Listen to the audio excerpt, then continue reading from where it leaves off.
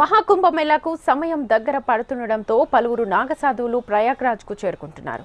ప్రతిరోజు తెల్లవారుజామునే చల్లనీటి స్నానం ఆచరిస్తున్నారు. మరికొందరు మట్టి కుండలతో నీటితో స్నానం చేస్తున్నారు. హఠయోగాలో భాగంగా పుణ్య స్నానం ఆచరిస్తున్నట్లుగా నాగసాధువు ప్రమోద్ గిరి మహారాజ్ తెలిపారు. ప్రతిరోజు 61 కుండల నీటితో స్నానం చేస్తున్నట్లుగా తెలిపారు. వాస్తవానికి 41 రోజుల పాటు చన్నీటి స్నానం ఆచరించాల్సి ఉండగా మహాకుంభమేళా సమయాభావం వల్ల 21 రోజులకు తగ్గించామన్నారు.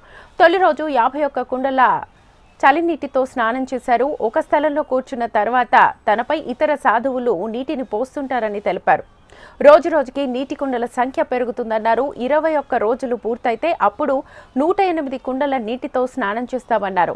మానవ సమాజ సంక్షేమం కోసం చల్లనీటి స్నానం చేస్తున్నట్లుగా తెలిపారు. తాము చన్నీటి స్నానం ఆచరిస్తుండడంలో ఎటువంటి స్వార్థమూ లేదన్నారు.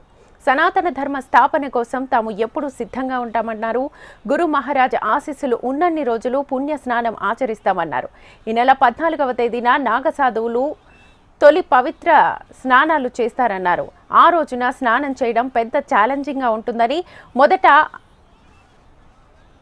నదిలో సాహి స్నానం చేయాల్సి ఉంటుందని అన్నారు.